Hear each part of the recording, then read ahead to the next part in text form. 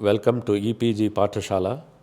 I am Dr. T.S. Ravishankar, former Director Epigraphy, Archaeological Survey of India, Mysore. The subject is Indian Culture, paper Indian Epigraphy, module Brahmi, Early, Middle, Late Brahmi and Indian Scripts Abroad. The main objective is to understand the Brahmi script, its regional variations over the period of time, and derivatives. Because Brahmi was mainly responsible at later stages, it led to the progression of Vidya-mitra, Kutila, and later Sharda and other scripts, early Nagari and other scripts. It has been classified into three categories: early, medieval, and late Brahmi, and their evolution in course of time, and its characteristic features in different parts of India. To know the Indian scripts employed in the inscriptions from neighboring countries and Southeast Asia. As you all aware, epigraphy forms one of the major primary sources to understand especially our early Indian history. And earlier scholars, they were looking for the political history. And now in the course of time, they shifted their attention, even they tried to tap the epigraphical sources to understand the cultural history, social significance, economic, administrative, many aspects. Especially this is a module connected with the early inscriptions, Brahmi. There are large number of inscriptions available from 3rd century BC to 6th century AD, and later also Brahmi has a long history of evolution starting from 3rd century BC to 12th century. And here we are confining up to 6th century, and a little more attention will be given to say something about the derivatives from Brahmi, as I said, like Siddhamatrika, Kutila, subsequently Sharda, Proto-Bengali, early Nagari and other scripts. Brahmi script is considered as the mother of all the scripts of subsequent period, and it was a pan-Indian script used throughout the length and breadth of the country. All early inscriptions beginning from 3rd century BC to 6th century are written in Brahmi script, classified for our convenience as early, middle and late Brahmi, and they fall in the time brackets from 3rd century BC to 1st century AD. It is called early Brahmi. From 2nd century AD to 4th century AD, it is middle Brahmi, and subsequently from 5th century to 6th century AD, it is late Brahmi. From late Brahmi onwards, there is a progression towards the Kutila script. Sometimes it is also called early Nagari, and it developed into other scripts. First of all, we come to know from Brahmi a set of large number of Ashokan rock edicts found throughout length and breadth of the country, exceptionally not from Tamil Nadu and Kerala, otherwise it is found throughout the Indian subcontinent.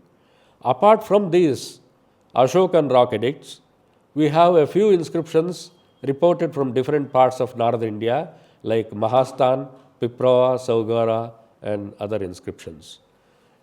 Mauryan Brahmi, as we have seen, though it has a lot of regional variations, it is called imperial script or Mauryan Brahmi, and this is very, very important. Further, a stage is set for its evolution from the end of the Christian era. Early Brahmi characters are very simple nature. As you know, it is of geometrical nature with a square, circle and vertical stroke. It's very, very simple. Subsequently, it evolved into different forms. Early Brahmi inscriptions range from 3rd century BC to 2nd century BC are written in Prakrit language. It was the lingua franca. Though Sanskrit was there, Ashoka, in his edicts, mainly popularly employed Prakrit inscription so that even a common man could understand the significance of his message in the right perspective. So that's how Prakrit became the lingua franca, and most of the earlier inscriptions, they are written in Prakrit language like Battiprolu, even the early Satavahana inscriptions, even in the south, any part of the country, earlier inscription we find in Prakrit language, it continued as a major language till 3rd century, and in south, the Pallavas, they continued for till 4th century AD onwards.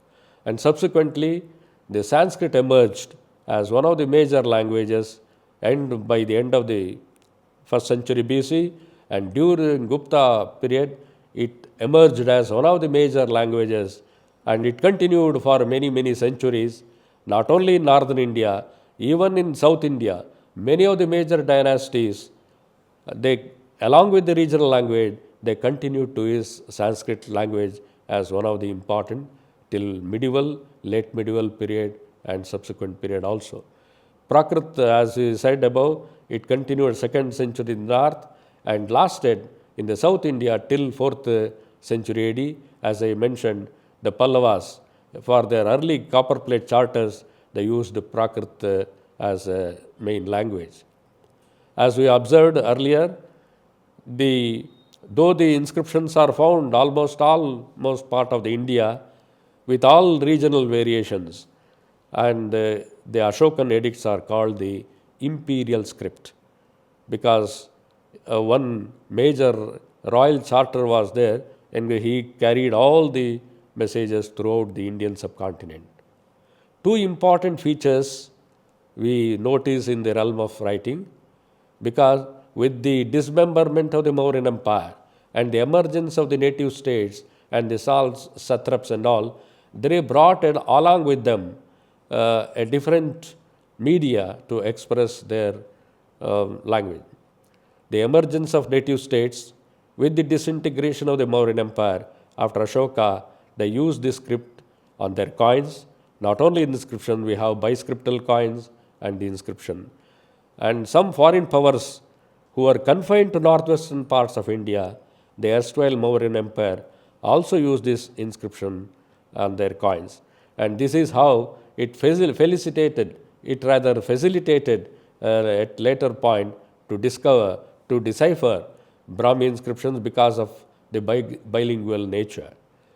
And Professor Dani has tried to identify different regions based on the different variations in the script. He has tried to identify based on the main characteristics of the letters. He has identified different centers. Regional centers being Eastern India with its main center at Magadha, which formed the nucleus, and it stood for the eastern variety. Eastern India with its center at Magadha. In the northwest, we have the center at Taxila and Mathura, and northwestern Deccan and South India. These are the 4 regions he has tried to identify and categorize them according to the scripts available in different regions. We may notice that in the 1st century BC, there is a acceleration, there is a development in the way of writing. During this century, the knowledge of writing was diffused among the people.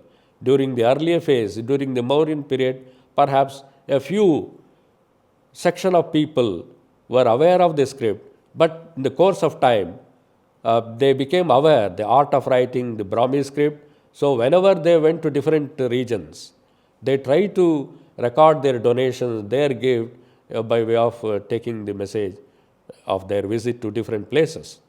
During this century, the knowledge of writing was diffused among the different people, and during the Mauryan period, the art of writing of Ashokan Brahmi was confined to a small group of scribes. When the Mauryan Empire got dismembered, some private authorities started using the script. More and more people came to know about this art of writing, and they became interested in it. That's how we find by the end of the Christian era and the 1st century AD, we find large number of inscriptions, especially which are of donative nature.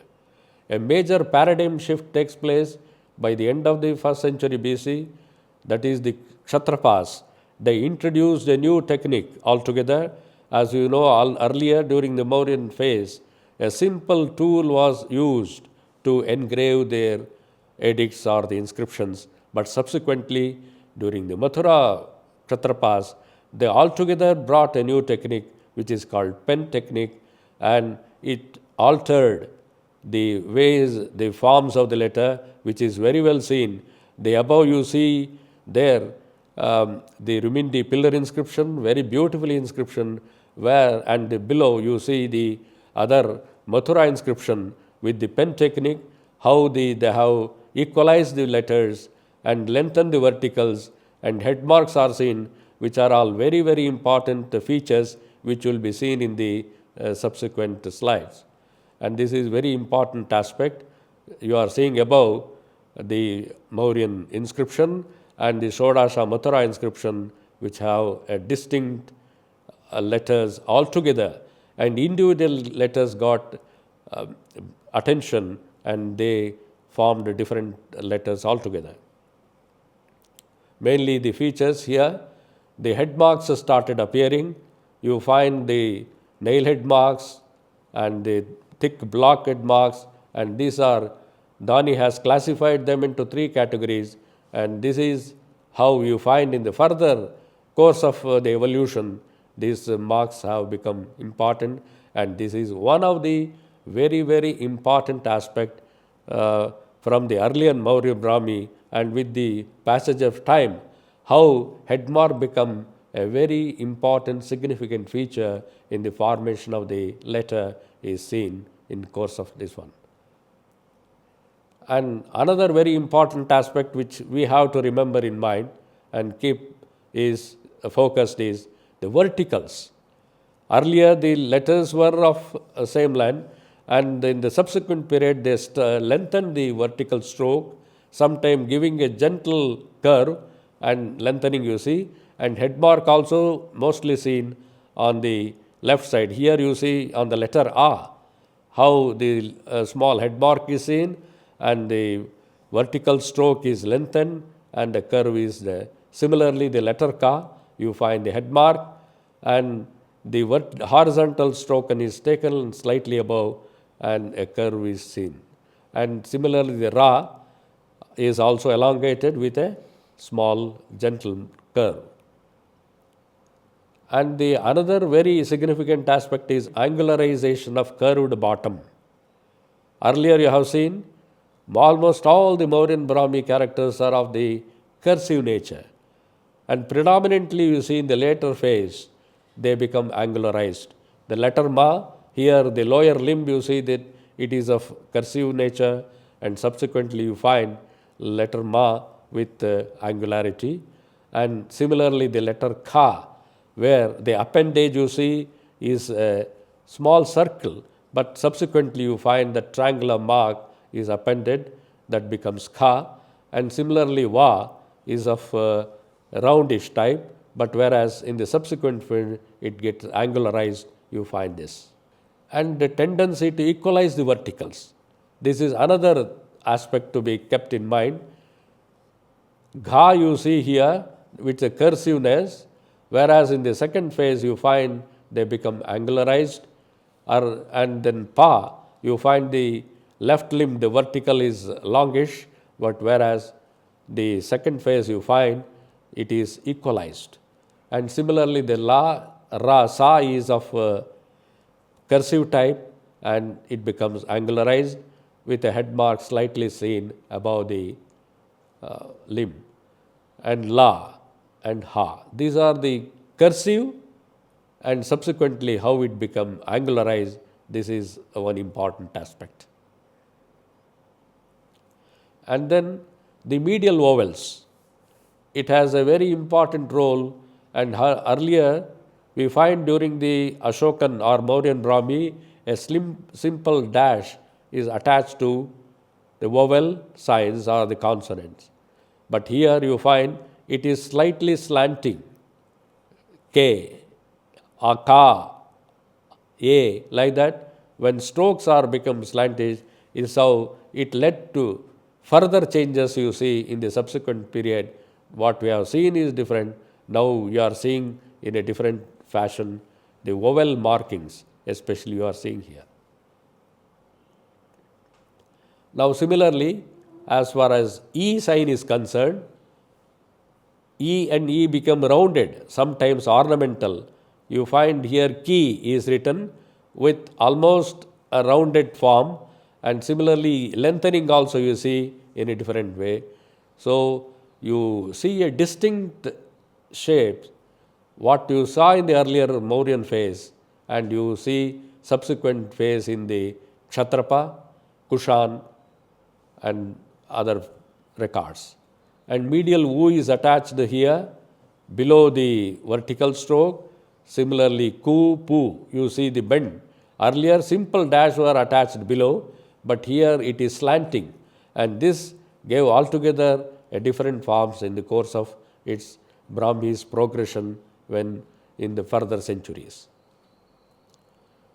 Another medial sign assumes a curved form here, and subsequently you see the when you attach the O sign, I, Ba, Pau. This is how the medial strokes are attached to gain the I, O, and Au phonetic sound.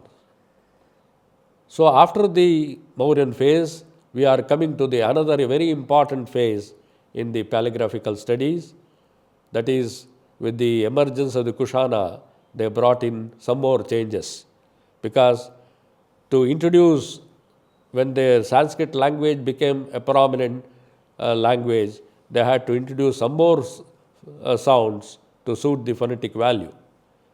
The last quarter of the 1st century AD, the Kushana Empire made its presence felt in northern India, and we find a large number of inscriptions started appearing in different parts of northern India. Under their patronage, larger number of inscriptions were written in Brahmi. Not only that, but even in Kharoshti, but it was confined to Pakistan and the other northwestern region. By this time, the script had become more popular.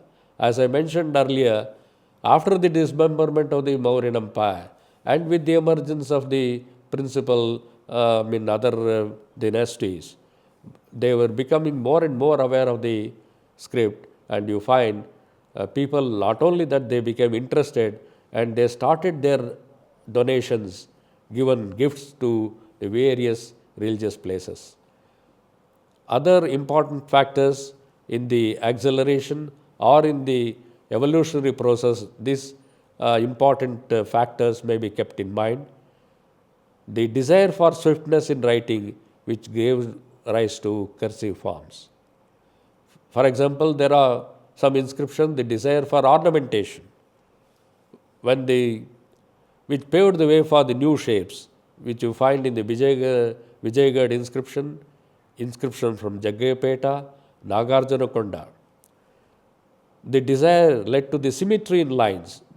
Earlier, no symmetry was there, and subsequently the scribes took a lot of interest to give individual attention to the different forms of the letter, and not only that, they maintained alignment in writing the inscriptions. Along with that, with a sufficient space, they also give room for adding flourishes in the letter forms and medial signs. Another factor which we see is the individual habits and the mannerisms, likes and dislikes, methods of forming every letter. So these are the many other contributory factors which brought in changes in the form of letters. So with these tendencies, in places like we find in Sanchi, Mathura, Kaushambi, Saranath, Shravasti, and many other places, they became important centers of writing. As we have identified earlier, they are the places with large number of inscriptions with their own distinctness. So that's how they could be classified, and they have proved to be the important places. Now the Brahmi, in the earlier, as you know, there are no regional variations, but subsequent paleographers, when they could see a large number of inscriptions coming from different directions, they try to notice changes in the formation of letters. Now the Brahmi script that is found, they try to classify east and west. That is, Mathura became the center for the western style, the Kaushambi led to the eastern region. Even though the differences in these two schools are limited to a few letters, but the distinction is clear. So it's not necessary the entirety they not be changed, but certain letters you definitely see a distinct forms appearing, which will be seen in future. This one. So the Eastern style, we have the centers at Kaushambi, Sahet Mahet, and Saranath. In the Eastern style, you may predominantly see the head mark is not to be seen, but tapering verticals. This is a very, very important characteristic feature of the inscriptions which are seen in the Eastern style. They lack head mark.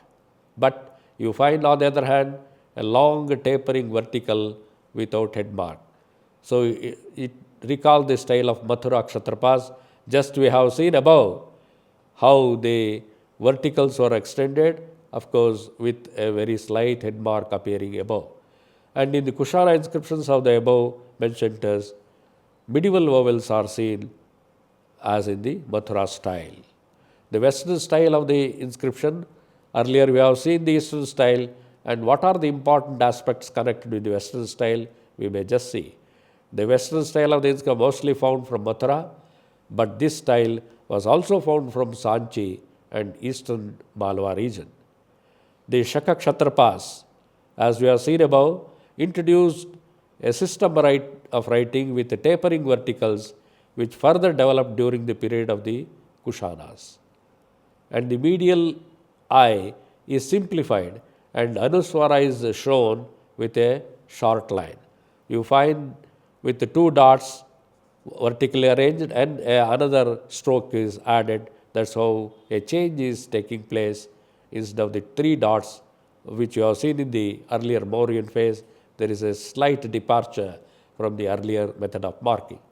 Some letters which had vowel appendages have now a triangular base, such as Kha, Ma, Va, which you have seen above. How earlier letters we had this circle or cursive appendages become angularized in the case of Kha, Ma, Va, and Na.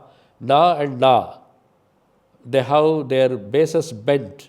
Earlier in the Mauryan Brahmi, they were just a horizontal line, but in the subsequent period you find the lower line, the lower base line is bent, is shown, and it gains further momentum during the subsequent period.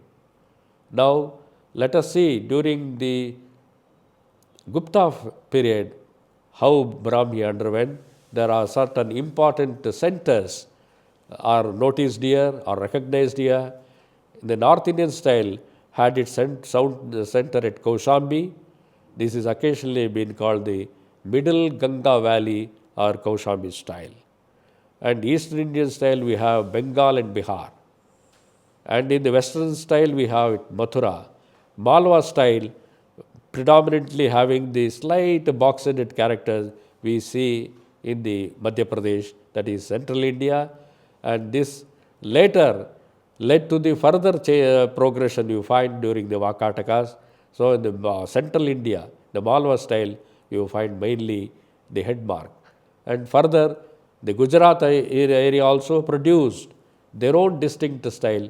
So during the Gupta period, you find a lot of changes taking place.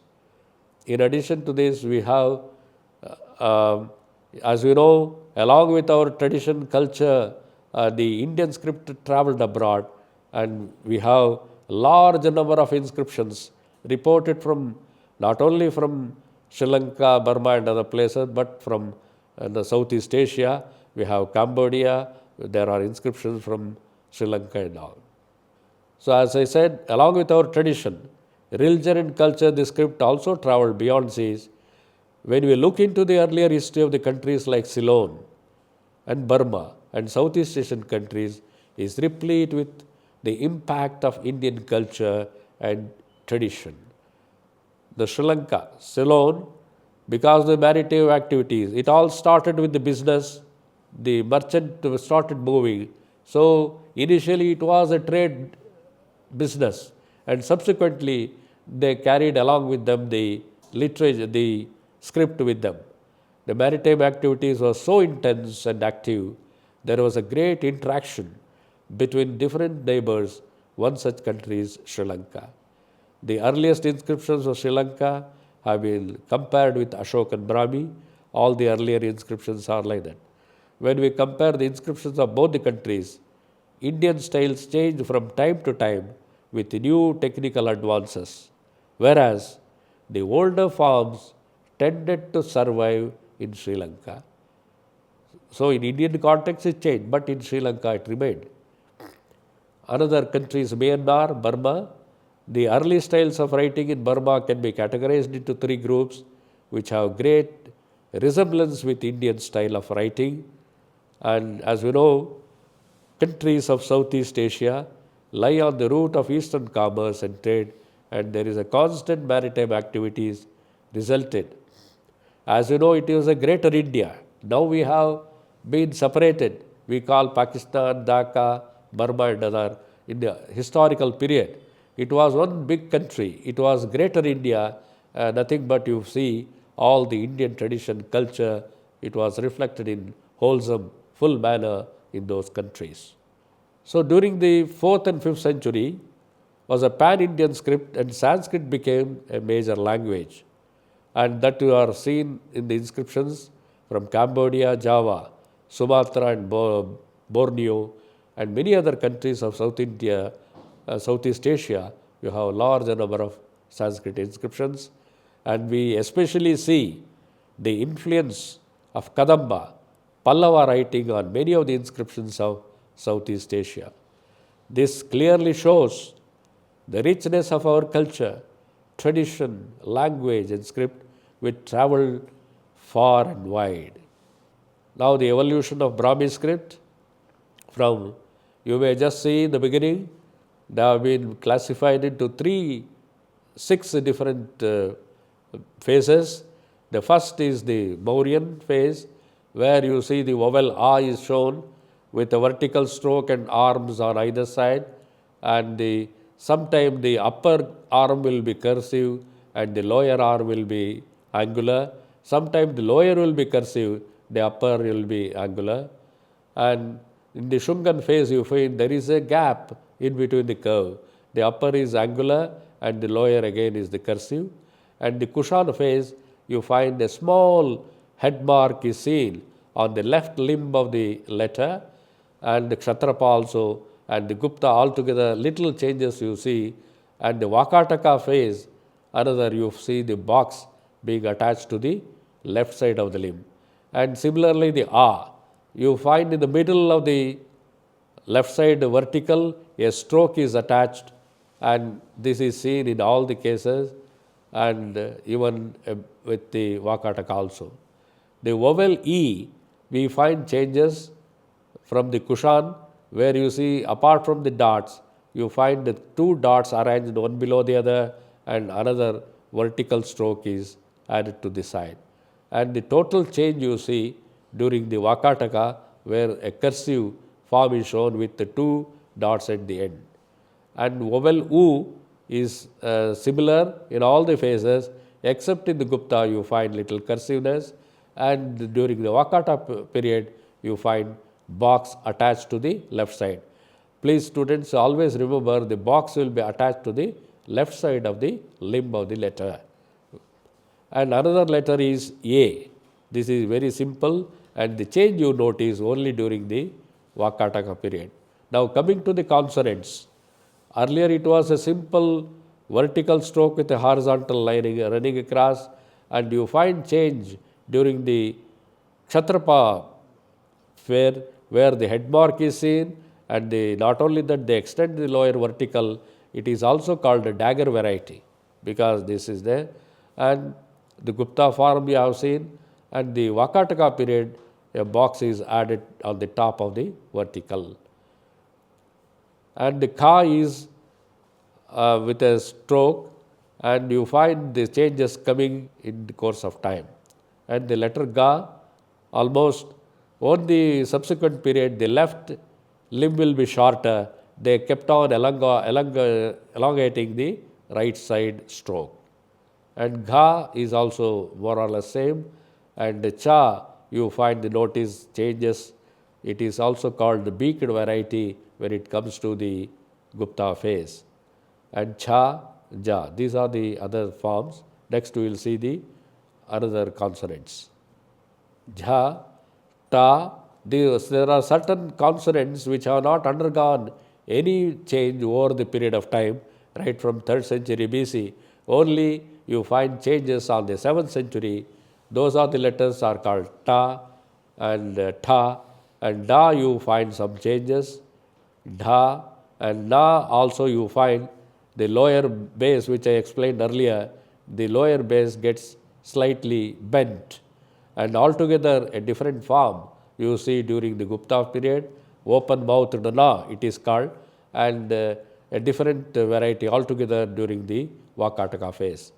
And the ta, during Mauryan phase it was angular, and subsequently during Kshatrapa period it becomes cursive, and the left limb being shorter and the right is extended. So this is a prominent feature.